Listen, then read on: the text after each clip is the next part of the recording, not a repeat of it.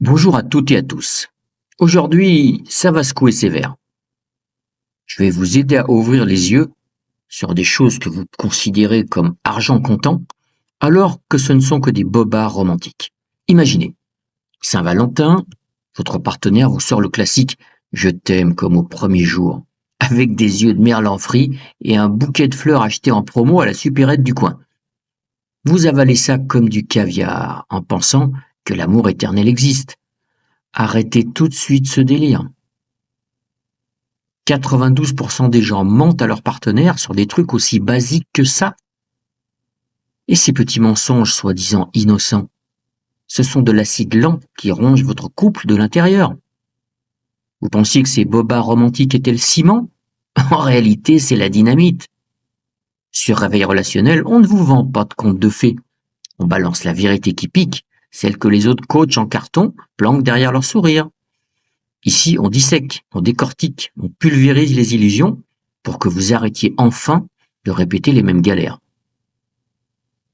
Aujourd'hui, on va voir pourquoi vous vous plantez royalement sur le bonheur en couple.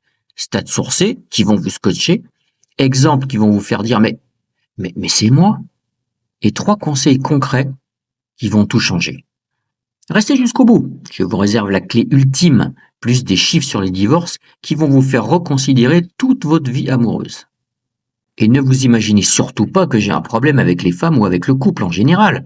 Non, au contraire, je crois profondément à l'amour, mais pas bêtement, pas naïvement, pas comme ces moutons qui répètent les mêmes erreurs en boucle.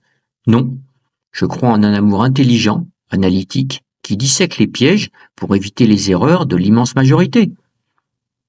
Et c'est précisément pour ça que je partage mes connaissances uniques avec vous, ma communauté de presque 15 000 abonnés qui grandit chaque jour grâce à vous. Et dites-nous tout de suite dans les commentaires, quel est le plus gros mensonge que vous avez sorti ou avalé en couple? Balancez sans filtre, on va ouvrir le débat. De la passion au manque ou à la joie? Vous êtes persuadé que le vrai amour, c'est ce manque viscéral qui vous bouffe l'intérieur, ce feu d'artifice qui doit durer éternellement, comme dans les films hollywoodiens et les chansons dégoulinantes. Erreur monumentale. 73% des couples ensemble depuis plus d'1 an mentent déjà pour maintenir une paix illusoire. Et je n'invente rien. C'est issu d'une analyse Eurostat 2023 sur des dizaines de milliers de couples.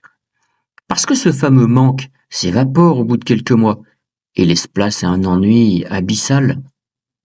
Vous vous accrochez pourtant au mythe, l'amour passionné éternel, le prince charmant qui lit dans vos pensées, les opposés qui s'attirent pour un happy end. Résultat, près de 45% des mariages finissent en divorce. Durée moyenne en Europe, à peine 15 ans. Dire je t'aime comme au premier jour n'est pas mignon. C'est stupide et lâche. C'est mettre un pansement sur une plaie infectée sans la soigner. Le vrai bonheur ne naît pas du manque, il naît de la reconnaissance honnête. Tu es là tous les jours et tu enrichis ma vie. Et les études sont formelles. Plus vous croyez au mythe romantique, plus la satisfaction chute, plus les infidélités et la jalousie explosent. Exemple concret. Vous êtes affamé. Vous adorez les restos étoilés, mais ce jour-là, vous mangez dans un routier. À la fin, vous êtes repu. C'est de la satisfaction, mais ça n'a rien à voir avec le plaisir d'un vrai repas gastronomique. Beaucoup de couples vivent exactement ça. Ils sont satisfaits, mais ils crèvent de faim émotionnelle. Laissez un commentaire. Avez-vous déjà sorti ou entendu ce genre de bobard pour éviter l'explosion? Cette soi-disant satisfaction? Accrochez-vous, parce que maintenant, on va parler de la vraie bombe. Vos enfances pourries qui sabotent tout. Le couple comme voyage de guérison. Vous pensez attirer toujours le même type de partenaire foireux? Par hasard ou par destin? Réveillez-vous! Ce sont vos cicatrices d'enfance congelées qui refont surface.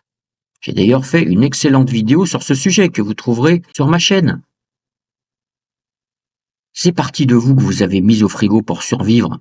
La curiosité punie, l'ordre maniaque comme seule preuve d'amour, le chaos familial. Devinez quoi? Vous attirez précisément l'opposé qui appuie pile là où ça fait mal. Bordel contre rangement, Improvisation contre planning militaire? Vous croyez que c'est la guerre? En réalité, c'est le cadeau empoisonné qui vous force à guérir. Les stats sont brutales. Les adultes avec trauma d'enfance ont 68% de détresse relationnelle contre seulement 38% pour ceux qui n'ont pas de trauma, ou peu. Et cela génère plus de problèmes d'intimité, plus d'infidélité. Le conflit n'est pas un bug, c'est le moteur. Le vrai bonheur conjugal ne vient pas de l'absence de problèmes, mais de la façon dont vous les gérez, avec un nous, des objectifs partagés et du respect, même quand ça chauffe. Bonne nouvelle, ou vérité qui fait mal, vous pouvez transformer ces picotements douloureux en guérison mutuelle. Comment? Des rendez-vous structurés dans l'agenda. Oui, oui, comme au boulot. Ça va vous surprendre, mais ça marche. Et pourquoi ces rendez-vous? Eh bien pour parler, respirer et accueillir ensemble le petit garçon ou la petite fille blessée à l'intérieur de chacun.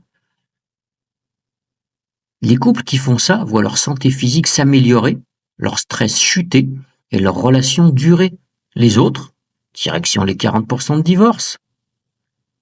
10% des interactions quotidiennes avec votre conjoint sont des mensonges pour éviter de blesser. Ça mine tout. Alors à nouveau, commentez, quel est votre clash récurrent, le fameux boomerang, et est-ce que vous commencez à voir le lien avec votre enfance? Balancez sans filtre, on va s'enrichir ensemble. Les 3 conseils pratiques pour une relation magique. Terminez la théorie. Maintenant, du concret. Conseil numéro 1. Gratitude authentique. Et oui, dites merci, même pour les petites choses, le café du matin, le soutien invisible, les jours pourris. Pas mécaniquement, sincèrement. Résultat, plus 20% de satisfaction relationnelle et plus environ 68 minutes de temps qualitatif par jour et une meilleure connexion sexuelle. Les couples qui pratiquent ça résistent mieux aux disputes et aux galères d'argent. Conseil numéro 2. Respect proactif. Anticiper et combler les besoins de l'autre avant qu'il pète un câble. Ça paraît logique, mais très peu le font. 44% des gens cachent des dettes ou des ex. Le respect, ce n'est pas qu'un mot, c'est une action quotidienne. Ceux qui le font voient leur bien-être exploser. Conseil numéro 3.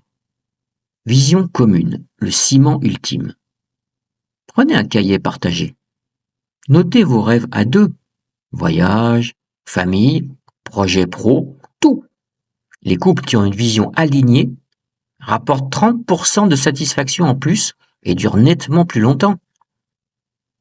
Et chaque fois que vous barrez une ligne, un rêve que vous avez réalisé, vous ressentez une puissance incroyable.